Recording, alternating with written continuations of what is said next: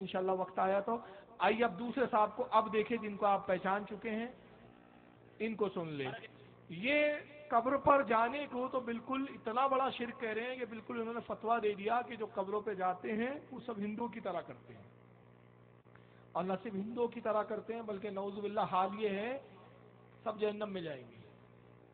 آئیے ان کا فتویٰ سن لیجئے جرجس صاحب کا۔ فرق اتنا ہے، دلیل کیا ہے؟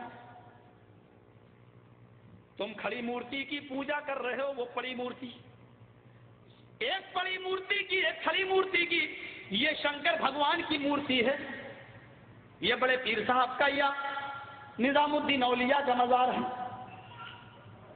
یہ احمد رضا خان کا مزار ہے، یہ کھڑی مورتی ہے، یہ پڑی ہے، جو کام اس سے ہو رہا وہی کام تو اس سے بھی ہو رہا، ورنہ مجھے بتا دو ہندو چنری چڑھائے ابھی آگے سنو، پہلے یہاں میں اتنا روک کے تبصرہ کر رہا ہوں۔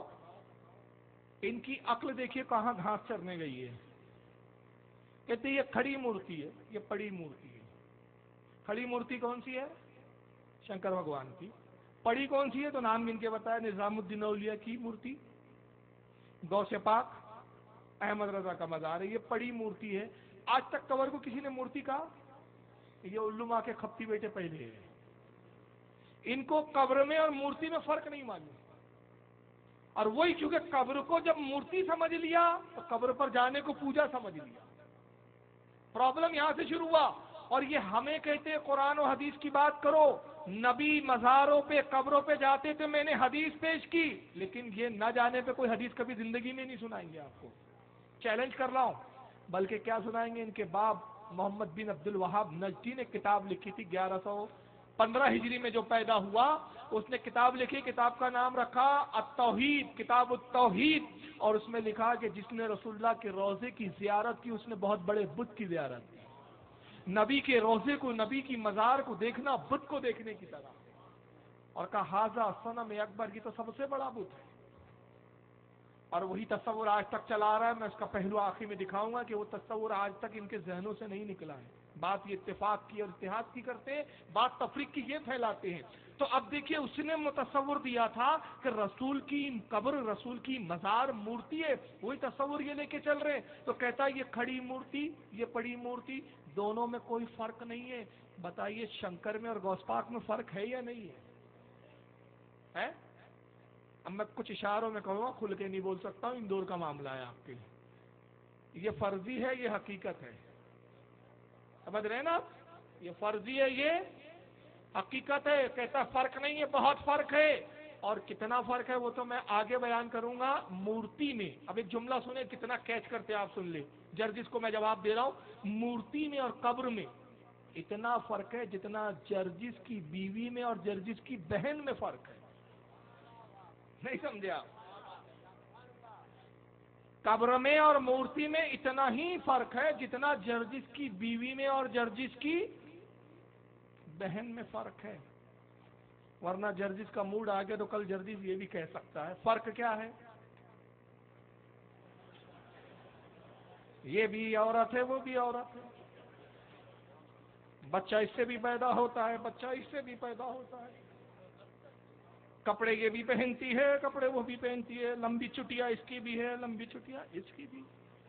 فرق کیا ہے؟ تو سمجھدار کہیں گا بہت بڑا فرق ہے، ایک کے پاس جائیں گا تو ثواب پائیں گا، دوسرے کے پاس جائیں گا تو حرام خور کہلائیں گا۔ بات سمجھ میں آ رہی ہے نا؟ ہے دونوں دیکھنے میں بظاہر عورت، یہ بھی قبر مٹی کی نظر آ رہی ہے، مورتی بھی مٹی کی، مگر اتنا فرق ہے، اتنا فرق ہے کہ یہاں جائیں گا تو کافر ہو جائیں گا، اور یہاں جائیں گا تو بشارت یہ نظر آئیں گی، من زارا قبری وجبت لہو شفاعتی۔ کتنا فرق ہے؟ من زارا قبری، سرکار کے جملوں پر بھی غور کریں، من زارا قبری، جس نے میری قبر کی زیارت کی، یعنی بتایا کہ میری قبر کو دیکھنا مٹی کا ڈھیر دیکھنا نہیں ہے، گویا میری زیارت کرنا ہے۔ من زارا قبری وجبت لہو شفاعتی، جس نے میری قبر کی زیارت کی اس پر میری شفاعت کیا ہو گئی؟ واجب۔ آپ ہم اپنا فرض بھول سکتے ہیں لیکن رسول اللہ اپنا واجب نہیں بھول سکتے۔ सरकार जो चीज अपने पर वाजिब फरमा ले उसको फरामोश नहीं करेंगे। तो दूसरे लफ्जों में नबी ने क्या फरमा दिया, जिसने मेरी कब्र की जियारत की वो जन्नती हो गया। अल्लाह सुबह, नारे तकबीर, नारे रिसालत, मसलक आला हजरत, उलमा अहले सुन्नत, नारे तकबीर, नारे रिसालत। तो इतना फर्क है, मगर उन नाबीनाओं को फर्क नजर नहीं आ रहा है, अकल के अंधों को फर्क नजर नहीं आ रहा, दोनों सेम है बोलता। अब सेम क्यों है, अब उसी की दलील सुन लीजिए, जो उसने दलीलें कुछ तलाश के निकाली है, सुनिए उसके अल्फाजों में। मूर्ति पे तो काफिर, तुम चुनरी चढ़ाए, वरना मुझे बता दो, हिंदू चुनरी चढ़ाए मूर्ति पे तो काफिर, तुम चादर चढ़ाओ तो पक्के मुसलमान, वो हार डाले तो काफिर, तुम फूल बरसाओ तो पक्के मुसलमान, ये कोई चीज खाने की मूर्ति पे चढ़ाए तो कहे प्रसाद, प्रसाद खाना हराम, यहां पर कोई चीज चढ़ाई जाए उसको कहो तबर्रुक है और ये खाना बड़ा मुबारक। हिंदू मूर्ति धोकर उसका पानी पी और कहे कि ये गंगा जल से ज्यादा पाक पवित्र है, इससे बीमारियां सही हो जाती हैं। मुसलमान और उसके मौके पर कब्र धोकर पानी उसके बोतलों में भरे और कहे कि इसके आगे तो जमजम भी फेल है, तो ये पक्का मुसलमान। जो काम इससे हो रहा है वही काम तो इससे हो रहा है। और आज मैं फतवा देने का आदी नहीं हूँ, लेकिन आज जज्बात में हूँ, मैं ये फतवा दे के चला जाता हूँ। मेरे प्यारे साथियों, अल्लाह की कसम, अगर भारत के और पाकिस्तान के, हिंदुस्तान और पाकिस्तान के, हिंदुस्तान के ये 20 करोड़ मुसलमान और पाकिस्तान का वो 15 करोड़ 10 करोड़ मुसलमान, अगर ये चादर चढ़ाने के बाद, चुनरी चढ़ाने के बाद, पर तबर्रुक खाने के बाद अगर ये जन्नत के अंदर चला गया, तो काबे के रब की कसम खा के कहता हूं कि भारत का 60 करोड़ हिंदू भी एक एक करके जन्नत में चला जाएगा। और अगर भारत का हिंदू जन्नती नहीं है तो इतना याद रखना कि फिर तो अपने मुसलमान होने का सर्टिफिकेट पेश करो। ये मुसलमान होने का सर्टिफिकेट मांग रहे हैं सुन्नियों से। अब सवाल ये है कि 4 साल से तो मैं कह रहा हूं कि मैं अपना सर्टिफिकेट देने के लिए तैयार हूं, मैं 2 सर्टिफिकेट देने के लिए तैयार हूं, अपने ईमान का, तेरे कुफ्र का, तुम मिलेगा कब? और उसके लिए तैयार नहीं है। कभी इंशाल्लाह फिर मौका आएगा तो वो वीडियो मैं दिखाऊंगा जिस पर मैंने बॉम्बे में खास प्रोग्राम किया था। उसका प्रोग्राम का नाम ही था जर्जिस का ऑपरेशन। नेट पर यह मौजूद है। क्या नाम था उसका? जर्जिस का ऑपरेशन। उसको बॉम्बे में कितनी जगह पकड़ा है हमारे लोगों ने और वीडियो बनाई है कि इसका जवाब कब दे रहे हो, इसका जवाब कब दे रहे हो। इतना झूठ बोला है, इतने झूठ बोला है। तो किसी और मौके के लिए फिर इंशाल्लाह कभी आना हुआ तो बहरहाल मैं देने के लिए तैयार हूं। 2 सर्टिफिकेट, एक अपने ईमान का, आपके कुफ्र का। आप मिलेंगे कब? आपका हाल ये है कि 10 बाय 10 के कमरों में बोलते हो, नेट पर चीजें डाल देते हो, डीवीडियां और सीडियां मुफ्त में लोगों में बांट देते हो। अब इन्होंने दलील दी, जरा इनकी दलील का जायजा निकाल लीजिए। इन्होंने जो हम पे शिर्क के फतवे लगाए, कहा कि साहब तुम मज़ारों पे जाते हो, वलियों के मुशरिक हो जाते हो, तुम में और काफिरों में कोई फर्क नहीं है। उसके लिए कोई हदीस नहीं सुनाई उन्होंने, कुरान की कोई आयत नहीं सुनाई, अकल के घोड़े दौड़ाए कुछ उन्होंने। तो उन अकली घोड़ों में था, कहा कि तुम में और उनमें क्या फर्क है? वो मूर्ति पर चुनरी चढ़ाता है तो काफिर, तुम कब्र पे चादर चढ़ाओ तो तुम मुसलमान कैसे? वो मूर्ति को धोता है, उसका पानी पीता है तो वो काफिर कहलाता है, और तुम कब्र का गुस्ल करके पानी पीते हो तो तुम मुसलमान कैसे? वो उस पर हार डालता है, तुम कब्रों पे हार डालते हो। वो खाना रखता है मूर्ति के सामने, कहता है प्रसाद है, और तुम कब्र के सामने खाना रखते हो, कहते हो तबर्रुक है। तो जो काम वो कर रहा है वही काम तुम कर रहा है। फिर बड़े जोश में आया, कहा कि आज मैं कुछ जज्बात में हूं।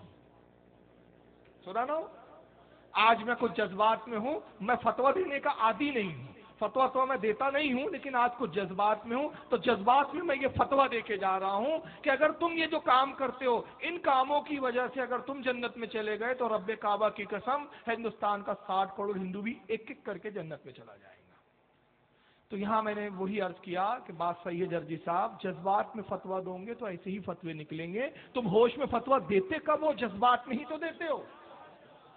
होश में देते तो ऐसे बेतुके फतवे नहीं देते, वरना कुरान तो कहता है वक़ूदुहन्नास वल हिजारा उइद्दत लिल काफिरीन। अल्लाह फरमाता है डरो उस आग से जिसका ईंधन पत्थर और इंसान है, हमने काफिरों के लिए तैयार कर रखी है। اللہ کرا کافروں کا ٹھکانہ جہنم ہے. جرجی صاحب کہتے نہیں نہیں ایک ایک کر کے 60 کروڑ چلے جائیں گے جیسے ان کے ابا کی کھیتی ہے وہاں, ان کے ابا کی جنت ہے. اور دوسری ویڈیو ہے ان کی, میں بھی وقت نہیں ہے دکھانے کے لیے ورنہ دکھاتا, اس میں کہتے ہیں نبی اپنی بیٹی فاطمہ کو بھی جنت میں نہیں لے جا سکتے. نبی تو اپنی بیٹی کو نہیں لے جا سکتے, تقویۃ الایمان میں بھی لکھا گیا, ویڈیو بھی ہے ان کی موجود, تقریر بھی موجود ہے. مگر ان کا فتویٰ یہ ہے جذباتی فتویٰ کہ ایک ایک کر کے, تو ان کے جذباتی فتوے کو عمل نہیں ہونے والا, فرشتے ان کو جوتے ماریں گے. انہیں اپنا جذباتی فتویٰ اپنے جیب میں رکھ, وہ ایک ایک کر کے جہنم میں نہیں جائیں گے, وہ ایک ایک کر کے جہنم میں گئے, جنت میں نہیں گئے, تم ہی وہیں چلا جاؤ. اب دیکھیے اس تقابل سے کوئی شرک ثابت نہیں ہوتا. اکثر وہابی آپ کو گمراہ کرنے کے لیے یہی کہتے ہیں کہ دیکھیے جو کام کفار و مشرکین کرتے ہیں وہی کام آپ لوگ کرتے ہیں, اس لیے آپ شرک کرتے ہیں, کفر کرتے ہیں, اور اس کی یہی سب مثالیں دیتے ہیں. لیکن اس سے شرک ثابت نہیں ہوتا. کوئی کام سے مشابہت پائی جائے, کسی کے کام سے کوئی تقابل کے اندر جو ہے مماثلت پائی جائے تو اس سے شرک ثابت نہیں ہوتا. بہت سے کام ہیں جو عبادات ہے ہمارے اسلام کے اندر, اور وہ بھی غیروں کی عبادتوں سے مشابہت اس میں پائی جاتی ہے, تو کیا ان کاموں کو بھی معاذ اللہ نعوذ باللہ ہم شرک کہہ سکتے ہیں؟ میں اس کی چند مثالیں دیتا ہوں. جرجی صاحب کی لب و لہجہ میں اگر ہم بات کریں تو میں کہتا ہوں کہ ہندوؤں میں اور تم میں بھی فرق کیا ہے کہ وہ تیرتھ پہ جاتا ہے, تم حج پر جاتے ہو, تو آپ حج کرنا بند کر دیں. وہ گنگا کا پانی مقدس سمجھ کے لاتا ہے, تم زمزم سمجھتے ہو. وہ اپنے ایشور بھگوان کو راضی کرنے کے لیے بلی دیتا ہے, تم قربانی کرتے ہو.